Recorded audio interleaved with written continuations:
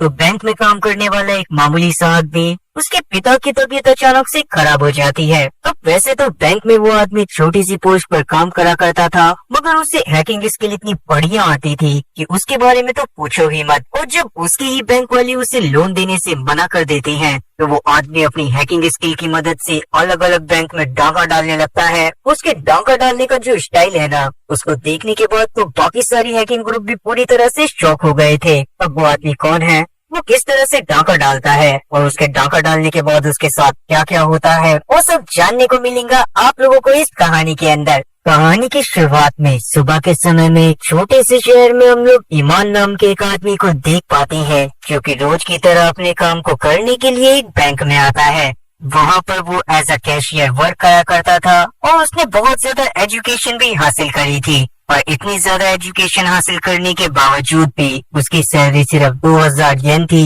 और वो उसके लिए बिल्कुल भी काफी नहीं था। ईमान भी अपनी इस लाइफ से बिल्कुल भी खुश नहीं था, क्योंकि वो मेहनत तो बहुत ज्यादा करता था पर उसके बावजूद भी आउटपुट उसे हमेशा बहुत कम मिलता था। बैंक में ईमान की कोई इज्जत नहीं करता था। इवन ऐसे अजीबोगरीब से कस्टमर से डील करते हुए ईमान का मूड भी बहुत ज्यादा खराब होता था। आज भी एक बुढ़िया जो कि बैंक की रेगुलर कस्टमर थी, हाथ में एक चिल्लड़ों की थैली लेकर ईमान की तरफ बढ़ती है और उससे नोट का चेंज मांगती है। तब ईमान उसे प्यार से समझाने की कोशिश करता है कि वो लोग ऐसे चिल्लड़ों को एक्सेप्ट नहीं करते, पर उसके बावजूद वो बुढ़िया उसके ऊपर चिल्लाने लगती है। बुढ़िया के चिल्लाने की आवाज को सुनकर ईमान का एडमिनिस्ट्रेटिव वहाँ पर आ गया था, जो कि बुढ़िया की बात को सुनने के बाद ईमान को ही डांटता है और बाद में वो बुढ़िया को बगल वाले काउंटर पर भेज देता है ताकि वो चेंज ले सके।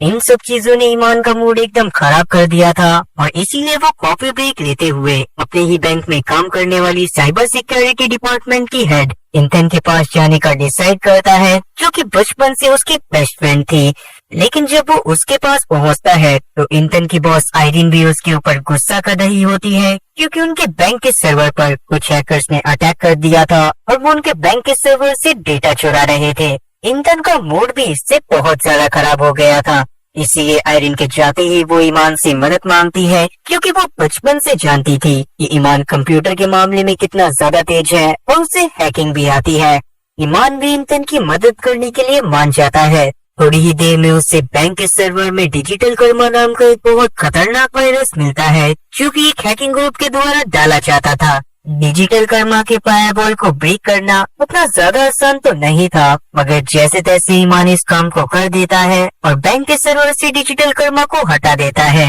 इंथन इस बात से बहुत ज्यादा खुश होती है और ईमान के साथ छत पर कॉफी पीने के लिए चली जाती है। उन दोनों की बातों के दौरान हमें ये बात तो क्लियर हो जाती है कि ईमान कहीं ना कहीं इंथन को बहुत ज्यादा पसंद करता था और उसके अंदर अभी इतनी हिम्मत नहीं आई थी कि वो इंथन को प्रपोज कर सके। अब वैसे ही ईमान की लाइफ तो बेकार चल ही रही थी, और आज जब वो घर जाता है फिर उसे एक बेकार न्यूज सुनने को मिलती है। असल में उसने अपनी सैलरी में से अपने पापा को जो रेंट के पैसे दिए थे, उसमें उसके पापा ने कुछ दवाइयों का बिजनेस खोला था और इसी तरह से ईमान के पापा अलग अलग बिजनेस में बहुत सारे पैसे लगा चुके थे, पर हर बार उनका हर एक बिजनेस फेल हो जाता था। इसीलिए अभी भी ईमान को इनकी बात सुनकर बहुत ज्यादा गुस्सा आता है और अभी वो बाथरूम में चला जाता है। बाथरूम से बाहर आने के बाद ईमान अपने काम में लग गया था और तभी अचानक से उसे बाहर से कुछ अजीब सी नॉइस आती है। फिर जब वो बाहर जाकर देखता है तो उसके पिता जमीन पर पड़े हुए थे और उनमें कोई भी हरकत नहीं हो रही थी। डरते हुए ईमान अपने डैड को हॉस्पिटल में एडमिट करवाता है, जहाँ पर पता चलता है कि ईमान के डैड को अचानक से हार्ट अटैक आ गया था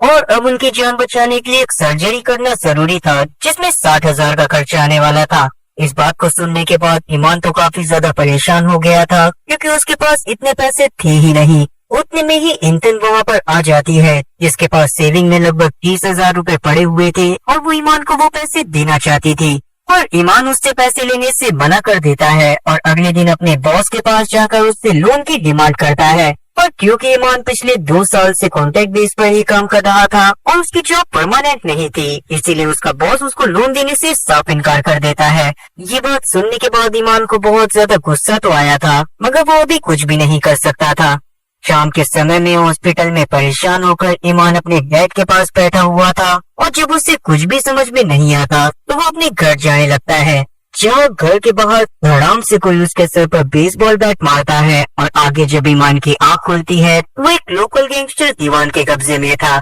दीवान और उसके साथी मिलकर ईमान को जी भर कर मारते हैं और बाद में ईमान को पता चलता है कि असल में ईमान के डैड ने इन लोगों से भी कर्जा लिया हुआ था ताकि वो अपने मेडिसिन के बिजनेस को चालू कर सके। और क्योंकि ईमान के फादर की हॉस्पिटल में डेथ भी हो सकती थी, इसीलिए दीवान अभी ईमान को अपने पास पकड़ कर लाया था और अभी के लिए वो ईमान को उसके 30,000 रूपए वापस करने के लिए सिर्फ 2 दिन का टाइम देता है। इन सब बातों ने ईमान की परेशानी और ज्यादा बढ़ा दी थी और उसको समझ में नहीं आ रहा था कि अब उसको क्या करना चाहिए। ईमान की झंड लाइफ अब और ज्यादा झंड हो चुकी थी और अगले दिन जब वो टूटा हुआ चेहरा लेकर ऑफिस में जाता है तो सब उसको देखकर मजाक बनाने लगते हैं। उतने में ही सुंदर और कूल सा ऐश नाम का एक नया एम्प्लॉय ईमान को दिखाई देता है जो कि साइबर सिक्योरिटी टीम में ही काम करने वाला था। आज ऐश का ऑफिस में फर्स्ट डे था और अपने फर्स्ट डे में ही वो इंटर्न से बहुत ज्यादा चेप हो रहा था। ये बात ईमान को बिल्कुल भी पसंद नहीं आती और वो परेशान होकर अपने डेस्क पर जाकर काम करने लगता है। पर ईमान की लाइफ में टेंशन इतनी ज्यादा थी कि उससे सही से काम भी नहीं हो रहा होता।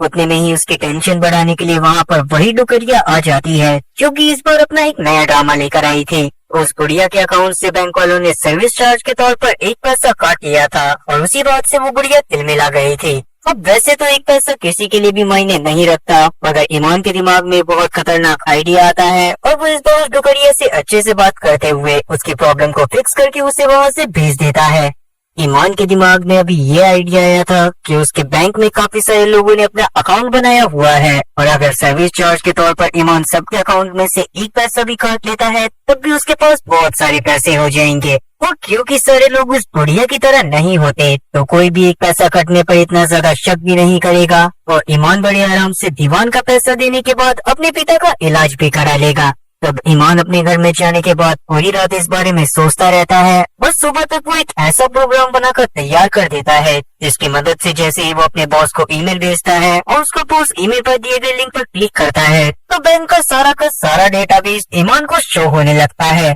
जिसके बाद ईमान अपना दिमाग लगाकर सबके अकाउंट में से 1-1 पैसा काट लेता है और उसे एक ऐसे अकाउंट में ट्रांसफर कर देता है जो कि काफी सालों से बंद पड़ा हुआ था। और अब सबसे बड़ा इशू यही था कि वो उस बंद अकाउंट में से पैसे को निकालेगा कैसे। उतने में ही ईमान के घर के बाहर दीवान के भेजे गए आदमी आ जाते हैं जो कि उससे पैसा लेने के लिए आए थे। उनको देखने के बाद ईमान तुरंत ही अपने लैपटॉप को समेटता है और पीछे वाली खिड़की से नीचे उतरकर भागने की कोशिश करने लगता है। तब ईमान जाकर एक टैक्सी में बैठ गया था और वो टैक्सी वाले से गाड़ी को बहुत तेज भगाने को बोलता है, मगर दीवान के आदमियों की नजर भी ईमान के ऊपर पड़ गई थी, इसीलिए वो अपनी बाइक से उसका पीछा करना चालू कर देती हैं। तब ईमान अपने लैपटॉप से उस बंदे के नाम की एक फेक आईडी बनाता है जिसके अकाउंट में उसने पैसे को ट्रांसफर करा था और बाद में वो बैंक वालों को मेल करके झूठ कहता है कि मैं अपने एक आदमी को बैंक से 95 विड्रॉ करने को भेज रहा हूँ। जिस आदमी के अकाउंट में ईमान ने पैसे डाले थे वो आदमी असल में बहुत बड़ा बिजनेसमैन था, इसीलिए बैंक वालों को भी उस ईमेल के ऊपर शक नहीं होता। और बाद में जब ईमान अपने ही बैंक की दूसरी ब्रांच में जाकर उस आदमी का नाम बताता है तो उसे 95,000 का पैकेट दे दिया जाता है, जिसमें से 30,000 को वो तुरंत ही दीवान के आदमियों को देकर अपनी जान बचाता है और बाकी के 60,000 ले जाकर वो अपने डैड की सर्जरी करवाता है। ईमान की लाइफ अब वापस से ट्रैक पर आ गई थी, इसीलिए अगले दिन वो मजे में ऑफिस जाता है जहाँ पर अब तक आयरीन को 1 सेंट की चोरी के बारे में पता तो चल चुका था, मगर वो पुलिस में इसके खिलाफ कंप्लेन नहीं कर सकते थे क्योंकि अगर ऐसा करा चाहता तो इस बैंक की बहुत ज्यादा बदनामी होती और कस्टमर को बैंक के साथ ट्रस्ट इश्यूज होने लगते। और जिसने भी इस 1 सेंट की चोरी करी थी उसका सारा का सारा बोझ अब इंधन के सर पर आ गया था, क्योंकि आयरीन ने उसे ऑर्डर दिए थे कि वो उस आदमी के बारे में जल्दी से जल्दी पता करे। और रात में हम लोग ईमान के बॉस को देखते हैं जिन्हें अचानक से कुछ लोग किडनैप करके बहुत बुरी तरह से मारते हैं और बाद में उनकी एक वीडियो को वायरल कर दिया जाता है जिसमें उन्हें शूट कर जान से मार दिया गया था। अगले दिन इस न्यूज के वायरल होने पर ऑफिस में सब लोग बहुत ज्यादा परेशान होते हैं। किसी को भी समझ में नहीं आ रहा था कि आखिरकार उनके बॉस को किसने और क्यों मारा होगा। इवन उस समय तक ईमान की ब्रांच में काफी सारे ऑफिसर्स भी आ गए थे ताकि सबसे पहले उनके बॉस के बारे में भी जानकारी निकाली जा सके। अब आज ईमान के बॉस का कंप्यूटर भी चेक होने वाला था तो इसी वजह से ईमान काफी ज्यादा डर जाता है, क्योंकि अगर पुलिस को उसके बॉस के कंप्यूटर में ईमान के लैपटॉप के आईपी एड्रेस से भेजी हुई फाइल मिल जाती तो ईमान के 90,000 विड्रॉ करने के बारे में भी सबको पता चल जाता। ईमान को इस बात से एंजाइटी होने लगती है और तबीयत खराब होने की वजह से वो बाथरूम में जाकर उल्टियां करने लगता है। ईमान बाथरूम में इन सब चीजों के बारे में सोच कर काफी ज्यादा परेशान हो रहा होता है और तभी बाहर निकलते ही अचानक से उसकी नजर साइबर सिक्योरिटी में ही काम करने वाले एक आदमी शामत पर पड़ती है, जो कि बाथरूम में आया था और उसका पेट काफी ज्यादा खराब था। इसीलिए जल्दबाजी में वो अपने फोन को बाहर ही रखकर बाथरूम में चला जाता है। शामत के फिंगरप्रिंट से ईमान 4th फ्लोर पर जाने वाली लिफ्ट को एक्सेस कर सकता था, जहाँ ही आईडी कार्ड प्रिंटिंग मशीन और सर्वर रूम भी था, और प्रिंटिंग मशीन की मदद से वो किसी के भी नाम का आईडी कार्ड बनाकर सर्वर रूम में घुस सकता था। और अगर वो वहाँ पर घुस जाता बड़ी आराम से ही वो सर्वर में मौजूद मालवेयर और साथ ही बॉस के कंप्यूटर में मौजूद ईमेल को डिलीट कर सकता था। ये बात समझ आते ही ईमान शामत के फोन से टेम्पर्ड ग्लास निकालता है, जिस पर शामत के बहुत सारे फिंगरप्रिंट मौजूद थे। अभी भी ईमान को अपने कपड़े बदलने की जरूरत तो थी ही, इसीलिए वो क्लीनिंग रूम में जाकर सफाई कर्मचारी के कपड़े पहनता है और साफ सफाई करने के बहाने लिफ्ट में चढ़ जाता है। किस्मत से उस समय पर लिफ्ट में कोई और मौजूद नहीं था और शामत के फिंगरप्रिंट भी काम कर गए थे, जिनकी मदद से ही ईमान 4th फ्लोर पर पहुंच जाता है। और वहां जाते ही वो प्रिंटिंग रूम से ऐश के नाम का कार्ड प्रिंट करता है, ताकि अगर आगे किसी को इन सब चीजों के बारे में पता भी चले तब भी ऐश ही फंसे। अब वैसे आप लोग इतने ज्यादा समझदार तो हो ही कि शायद मुझे ये बताने की जरूरत नहीं पड़ेगी कि ईमान सिर्फ ऐश को ही क्यों फंसाना चाहता था। और अगर आप लोग इस बारे में समझ गए हो तो आप लोग इस बारे में कमेंट सेक्शन में मुझे जरूर बताना, वो भी किसी फनी कमेंट के साथ। अभी के लिए ईमान ऐश के नाम से सर्वर रूम में एंट्री लेकर अपने काम में लग जाता है और नीचे हम लोग बाकी ऑफिसर्स को देखते हैं, जिन्हें ऐश के सर्वर रूम में जाने के बारे में पता चल गया था, पर ऐश तो उनके सामने ही मौजूद था, इसीलिए वो लोग भी तुरंत ही सर्वर रूम की तरफ जाने लगते हैं। पर उन लोगों के वहां से जाने से पहले ही ईमान अपने काम को सही से कर लेता है। साथ ही उसने सीसीटीवी फुटेज को पूरी तरह से डिलीट कर दिया था और सिक्योरिटी सिस्टम को अपडेट पर डाल दिया था, जिससे अब उसके पास वहां से निकलने के लिए 15 मिनट थे, क्योंकि 15 मिनट बाद सारे कैमरास फिर से चालू हो जाते।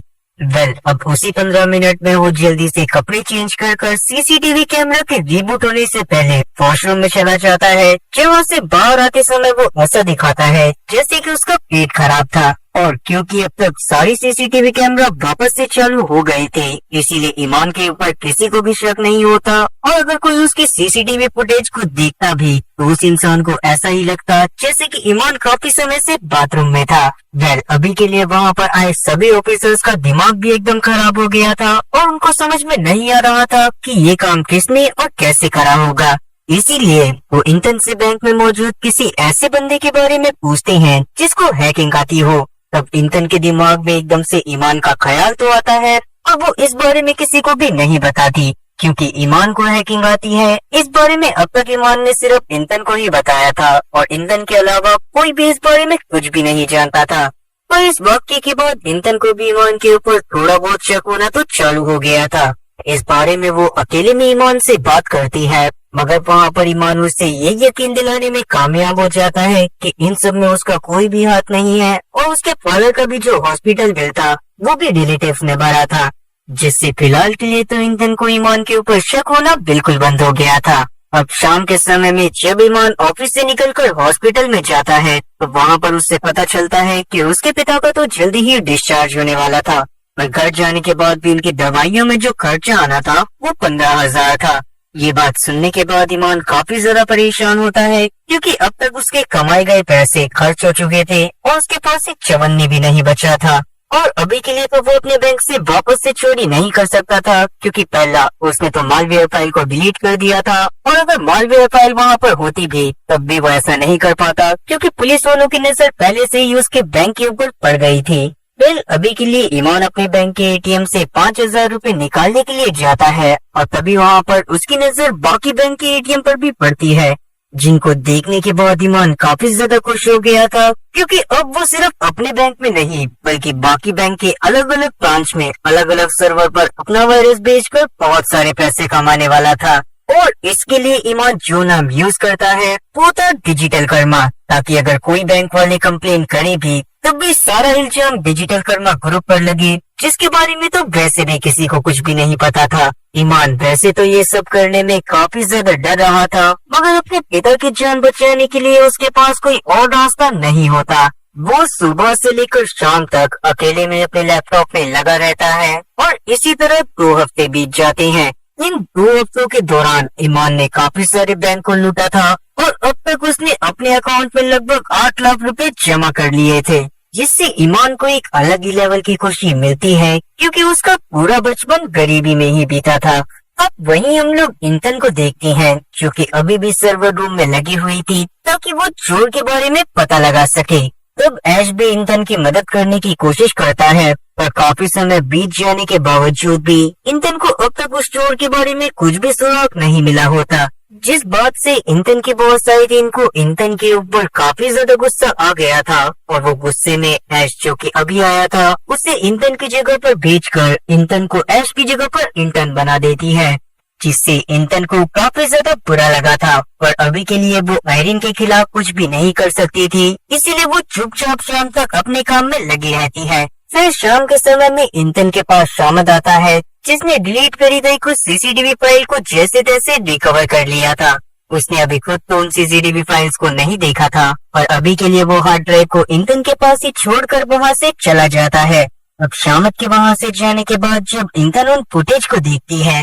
तो उनमें से एक फुटेज में ईमान को पहले ही बाथरूम से बाहर आते हुए देखा जा सकता था, जिसको देखने के बाद तो इंतन के एकदम होश उड़ गए थे। वहीं हम लोग ईमान को देखते हैं, जिसने अपने पास मौजूद पैसे से अब तक एक शानदार स्पोर्ट्स कार खरीद ली थी, जिसको लेकर वो एक बढ़िया सा बंगला भी खरीद लेता है। और बाद में जब वो अपने डैड को उस घर में लेकर जाता है तो उस समय तक ईमान की चाल ढाल एकदम बदल गई थी। उसके पापा को ये सब देखकर काफी ज्यादा अजीब तो लग रहा था, इवन उन्हें समझ में भी नहीं आ रहा था कि ईमान के पास इतना पैसा कहाँ से आया, पर अभी वो इन सब चीजों को इग्नोर करते हैं। वो अभी बहुत ज्यादा खुश थे। फिर रात के समय में जब वो अच्छा खाना खा रहे होते हैं, उतने में ही दीवान और उसके आदमी घर में आ जाते हैं और उन्हें परेशान करते हुए जानने की कोशिश करते हैं कि उनके पास इतना ज्यादा पैसा कहाँ से आया। तब ईमान शुरू में तो उनसे कुछ भी नहीं कहता और ईमान के फादर को तो यही लग रहा था कि अभी तक उन्होंने दीवान के पैसे वापस नहीं करे हैं,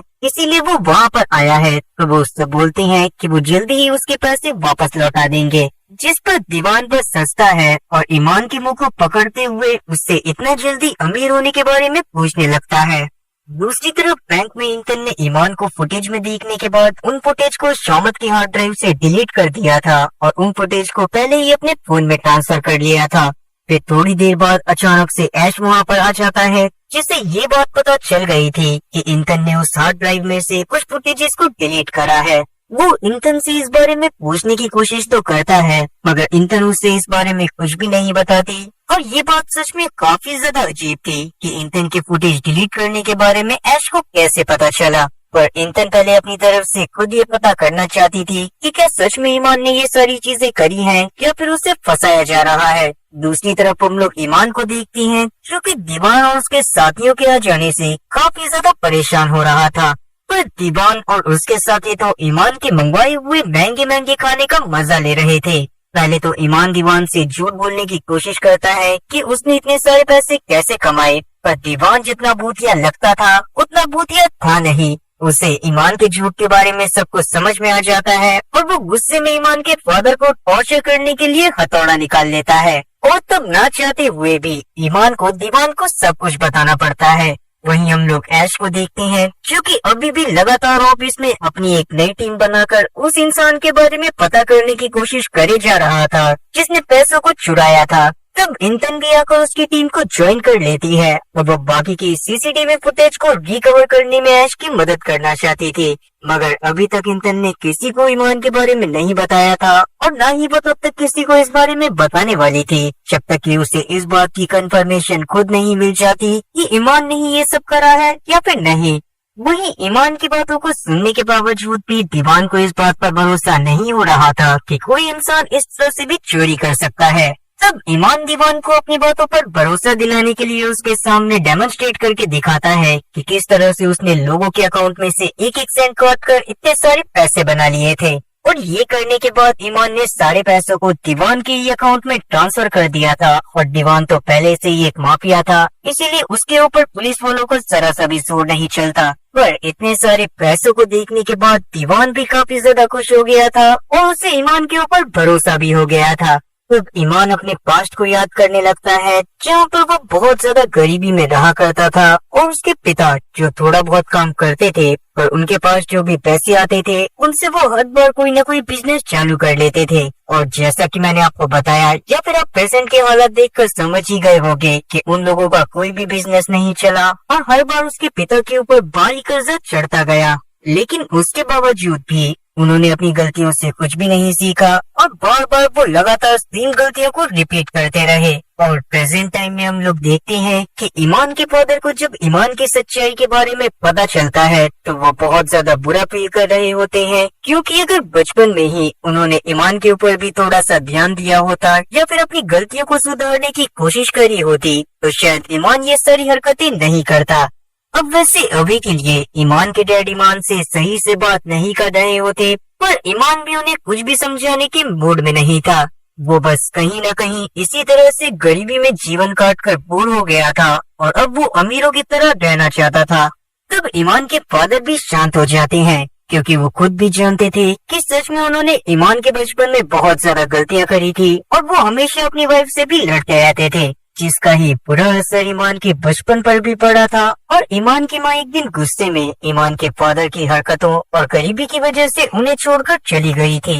और उस समय से लेकर अब तक सिर्फ ईमान ही ऐसा था जो कि अपनी माँ को बहुत ज्यादा मिस करता था और उसकी माँ ने अपनी तरफ से उन लोगों से कोई भी कांटेक्ट नहीं रखा था। खैर अभी के लिए दीवान और उसके साथी उनके फैमिली ड्रामा पर बिल्कुल भी ध्यान नहीं दे रहे थे और वो ईमान और उसके फादर को एज अ नौकर ट्रीट करते हुए मजे ले रहे थे, जिससे ईमान को काफी ज्यादा गुस्सा आ गया था। और अब वो बस मौके की तलाश में था कि जैसे ही दीवान और उसका एक साथी ऊपर वाले रूम में जाएंगे तो ईमान दूसरे वाले साथी की गन को छीनकर अपने डैड को वहां से लेकर भाग जाएगा। और अब बिल्कुल ऐसा ही होता है। जैसे ही दीवान और उसका एक साथी ऊपर वाले रूम में जाता है तब ईमान दीवान के दूसरे वाले साथी की गन को उठाकर दीवान के दूसरे साथी के ऊपर तान देता है। पर दीवान का दूसरा साथी जानता था कि ईमान कितना सीधा साधा बंदा है और जाहिर सी बात थी कि एक सीधे साधे बंदे को गन चलानी तो बिल्कुल भी नहीं आती होगी। और सच में जब ईमान दीवान के साथी की तरफ गन चलाने की कोशिश करता है तो सेफ्टी लॉक लगे होने की वजह से गन चलती ही नहीं है,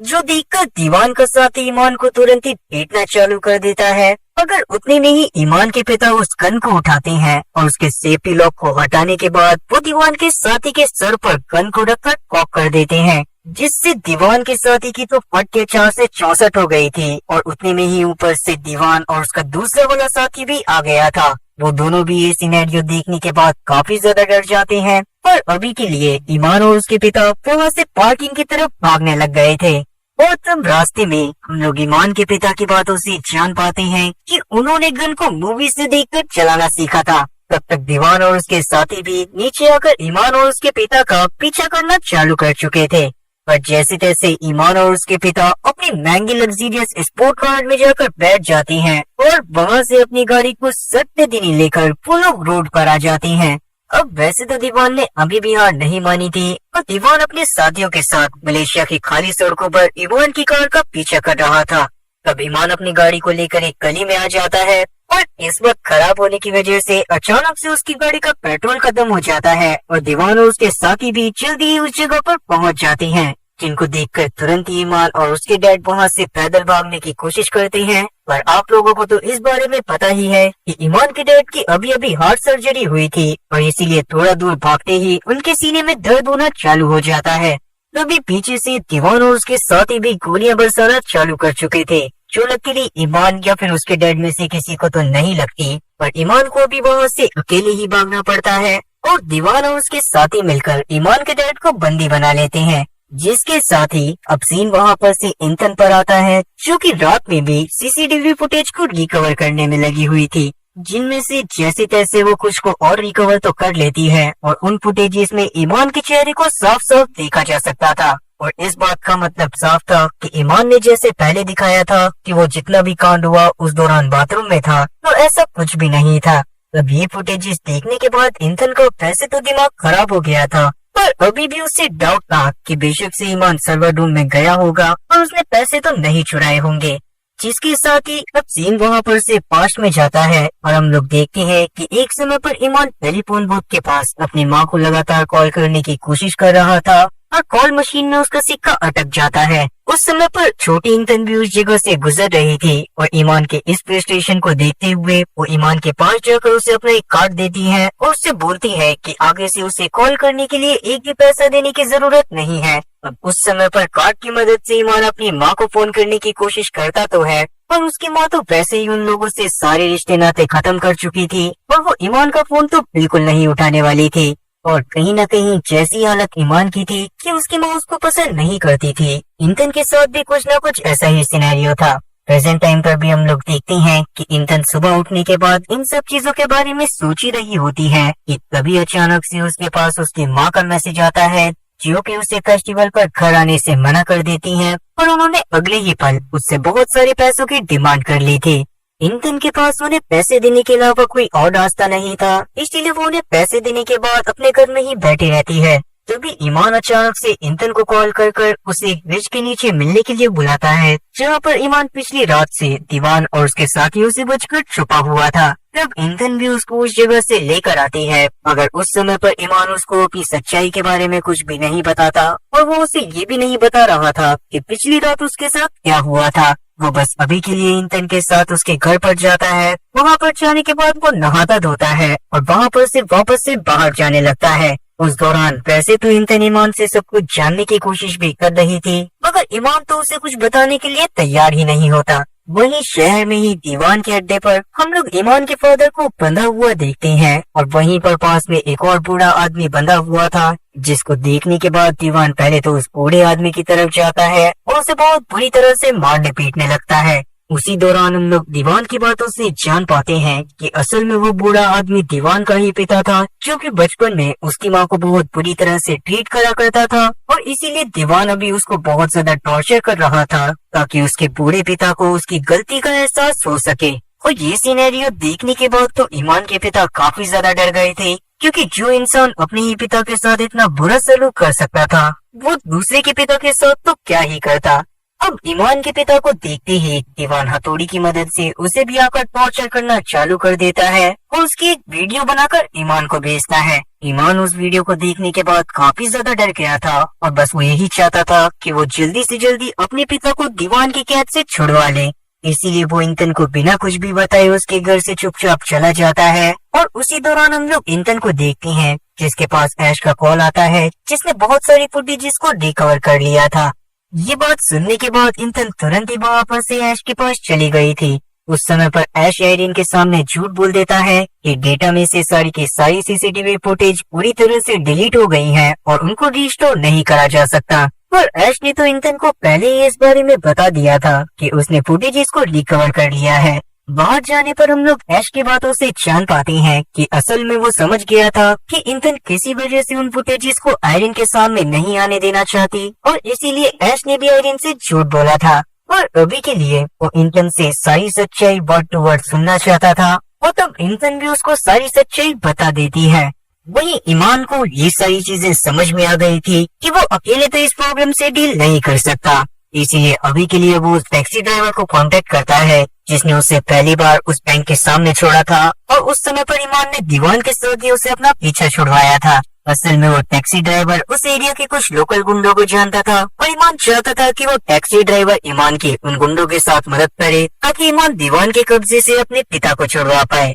अब जब तक उस टैक्सी ड्राइवर को दीवान के नाम के बारे में नहीं पता था तब तक तो वो ईमान की मदद करने के लिए पूरी तरह से तैयार था, मगर जैसे ही उसे दीवान के नाम के बारे में पता चलता है तो वो ईमान को पीटते हुए उसकी मदद करने से साफ इनकार कर देता है। और ईमान ने भी अपना मन बना लिया था कि वो इस आदमी से तो मदद लेकर ही रहेगा, इसीलिए अभी के लिए वो उस टैक्सी ड्राइवर का पीछा करना चालू कर देता है और उसी आदमी के सामने चला जाता है। इतना सब कुछ देखने के बाद वो टैक्सी ड्राइवर ईमान की मदद करने के लिए मान तो जाता है और वो उससे कुछ डाउन पेमेंट की डिमांड करता है क्योंकि वो ऐसे ही फ्री में तो ईमान की मदद करने नहीं वाला था। और अभी के लिए पैसे भी ईमान के पास पैसों की कमी तो थी नहीं, तो उस टैक्सी ड्राइवर के अकाउंट में कुछ पैसे ट्रांसफर करता है। और उस दौरान हम लोग उस टैक्सी ड्राइवर की बातों से जान पाते हैं कि वो काम करता है इबू ज़ारा के लिए। इबू ज़ारा असल में क्रिमिनल वर्ल्ड का एक जाना माना नाम थी और वो दीवान से भी बहुत बड़ी गैंगस्टर थी। और इबू ज़ारा के ही आदमियों के थ्रू वो टैक्सी ड्राइवर ईमान के डैड को दीवान की गैंग से छुड़ा कर लाने वाला था।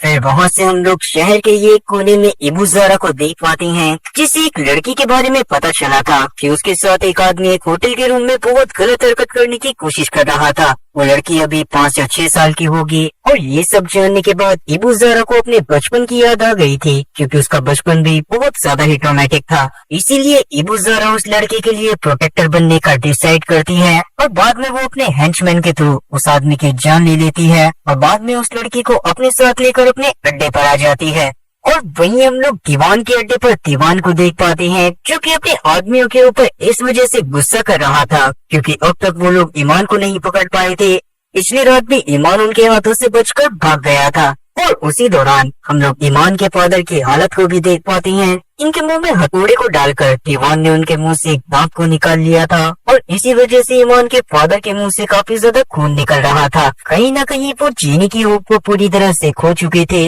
और अचानक से ही उनके कानों में ईमान के बचपन की वॉइस आती है, जो कि उन्हें जीने की थोड़ी सी उम्मीद देती है और उन्हें लगने लगता है कि ईमान जल्दी ही आकर उन्हें वहाँ से बचा लेगा। ईमान खुद भी इस काम में लगा तो हुआ था और उस टैक्सी ड्राइवर ने उसे इबू ज़ारा से भी मिलवा दिया था। ईमान वहाँ पर इबू ज़ारा को ऑफर करता है कि इबू ज़ारा उससे जितने पैसे मांगेगी वो उसे उतने पैसे देगा, बस बदले में वो दीवान की कैद से उसके फादर को फ्री करवा दे। पहले तो इबू ज़ारा को इस बात पर भरोसा नहीं हो रहा होता कि ईमान उससे कितना भी पैसा दे सकता है। और उस दौरान ईमान अपने लैपटॉप की मदद से इबू ज़ारा के अकाउंट में काफी सारे पैसे ट्रांसफर करके दिखाता है, और उसके बावजूद भी इबू ज़ारा उसे मना कर देती है कि वो दीवान से पंगा नहीं लेना चाहती। इस बात ने तो ईमान का पूरी तरह से मन ही तोड़ दिया था। थोड़ी देर बाद वो वापस से उसी टैक्सी ड्राइवर के पास जाता है और उसे उस बार वो पहले से भी ज्यादा अमाउंट देने का वादा करता है, जिसके बदले में बस वो उससे यही मांग रहा था कि कम से कम वो तो उसके साथ चलकर दीवान की कैद से उसके फादर को फ्री करवाए।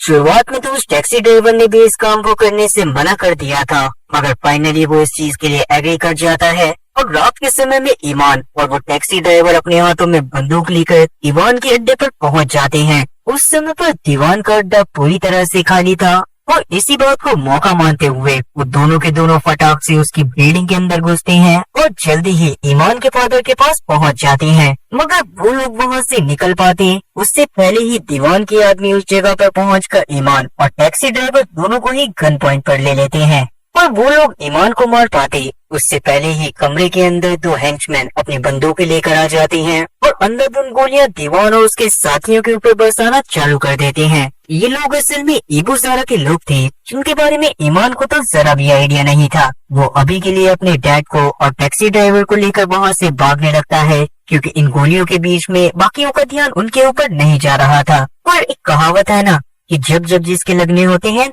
तब तब उसके लगते हैं। उसी तरह से ईमान की किस्मत में भी आज पूरी तरह से लगने वाले थे, क्योंकि दीवान अब उन लोगों के पीछे आ गया था। इस बार दीवान इतना ज्यादा गुस्से में था कि वो ईमान को डायरेक्ट शूट कर देता और अचानक से एक गोली की आवाज आती है और किस्मत अच्छी होने की वजह से ये गोली ईमान के नहीं बल्कि दीवान के मत्थे पर लगी थी। और ये गोली चलाने वाली औरत कोई और नहीं बल्कि इबू ज़ारा थी, जो कि इस जगह पर अपने साथियों के साथ आई थी ताकि वो ईमान के डैड को यहाँ से किडनैप कर लेकर जा सके। और जाहिर सी बात है वो ऐसा सिर्फ इसी वजह से करना चाहती थी क्योंकि उसने ईमान के स्किल को अपनी गाड़ी में ही देख लिया था और अब वो चाहती थी कि वो दीवान की जगह पर खुद आ जाए और ईमान के फादर के बदले में ईमान से अंधा पैसा लपेटती रहे। अब इस सिनेरियो को देखने के बाद ईमान के दिमाग में ये 3 लाइन तो जरूर आई होगी कि खुदा महफूज रखे हमें इन 3 बलाओं से, हकीमों से, वकीलों से और हसीनों की निगाहों से। मानता हूँ शायरी में दम नहीं है, पर कमेंट में वाह वाह जरूर लिख देना। खैर अभी के लिए ईमान के साथ तो आसमान से गिरकर खजूर पर लटकने वाला सिनेरियो हो गया था। इसी के चलते उसका नर्वस ब्रेकडाउन हो जाता है और वो बहुत जोर जोर से रोते हुए उल्टियाँ करने लगता है। वो टैक्सी ड्राइवर भी इस बात को समझ रहा था कि ईमान असल में जितना बुरा और टफ शुरुआत में दिखाई दे रहा था वो इतना ज्यादा टफ गाय नहीं है, इसीलिए वो ईमान को जाकर संभालता है और जैसे तैसे वो अभी के लिए ईमान और उसके फादर को वहाँ से लेकर निकल जाता है। मगर इबू ज़ारा और उसके लोग इतनी आसानी से उन लोगों का पीछा तो नहीं छोड़ने वाले थे। उन लोगों की परमिशन की मदद से ही वो लोग वहाँ से गए थे और आगे चलकर इबू ज़ारा लगातार ईमान के ऊपर नजर रखने वाली थी ताकि वो ईमान से लगातार पैसे लपेटती रहे। जिसके साथ ही अब सीन वहाँ पर से एक बार पास्ट में जाता है और हम लोग देख पाते हैं कि ईमान बचपन से ही कंप्यूटर लैंग्वेजेस में काफी ज्यादा एक्सपर्ट था और इंतन इस बात के लिए बहुत ज्यादा प्राउड करा करती थी। और प्रेजेंट के टाइम पर ईमान का इतना ज्यादा टेक्निकली एडवांस होना इंतन के लिए एक बुरे सपने की तरह साबित हुआ था,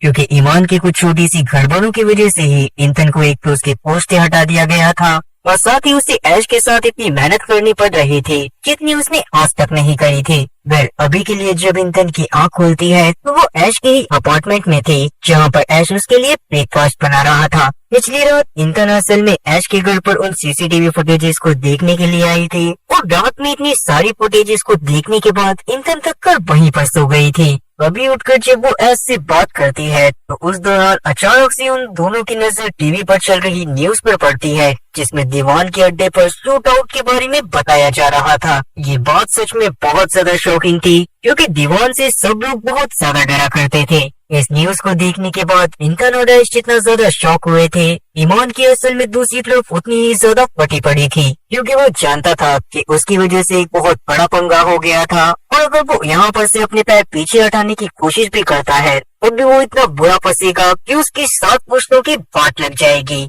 और ये सब तो सच में बस एक शुरुआत थी क्योंकि ईमान की गेट पर अब अचानक से इबू ज़ारा का एक हेंचमैन आ गया था और उस हेंचमैन को असल में इबू ज़ारा ने ही भेजा था क्योंकि वो ईमान को अपने पास बुलाना चाहती थी। तब ईमान को समझ में नहीं आता कि अभी के लिए उसको क्या करना चाहिए। आप लोगों को भी इस बारे में इस सीरीज के अगले पार्ट में पता चलेगा क्योंकि ये सीरीज सच में काफी ज्यादा बड़ी है तो मैं सोच रहा हूँ कि इसको 2 पार्ट में कवर करूँ। तो उसकी वीडियो वैसे तो मैं जल्दी ही बनाकर अपलोड कर दूंगा और उसके लिए भी एक छोटी सी रिक्वेस्ट है कि आप लोग कमेंट सेक्शन में जरूर बताना कि आप लोग सच में उस वीडियो को देखना भी चाहते हो या फिर नहीं। और साथ ही कमेंट सेक्शन में मुझे ये बात भी बताना कि अगर आप लोगों के पास इतनी खतरनाक हैकिंग स्किल्स होती तो आप लोग सबसे पहले कौन से बैंक को लूटना पसंद करते। तो मिलते हैं इस वीडियो के अगले पार्ट में जिसमें आपको ईमान के बारे में और भी काफी सारी चीजें जानने को मिलेंगी और साथ ही आप लोगों को ऐसी चीजों के बारे में पता चलेगा जो कि शायद आपने सीरीज के दौरान नोटिस तो नहीं करी। वो चीजें असल में दिमाग खराब कर देने वाली हैं। तो उम्मीद है कि एक्सप्लेनेशन अच्छी लगी होगी और अगर एक्सप्लेनेशन अच्छी लगी हो ना तो चैनल को सब्सक्राइब करना और बेल नोटिफिकेशन को ऑल पर सेलेक्ट करना। हाँ, वीडियो को भी लाइक कर देना। मैं ऐसी ही और मजेदार एक्सप्लेनेशन वीडियोस लाता रहूंगा। तब तक के लिए टाटा और गुड बाय।